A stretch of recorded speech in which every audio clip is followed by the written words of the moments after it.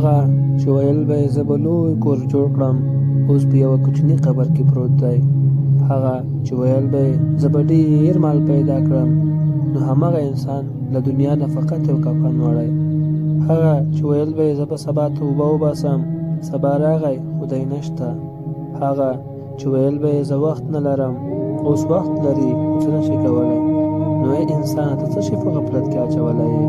مرګ را روان دی او زموږ قبر دی. آیا کله دې سوچ کړی چې په قبر کې به زه څه کوم؟ آیا کله دې سوچ کړی چې نکیر او منکر ته به زه څه ځواب ورکوم؟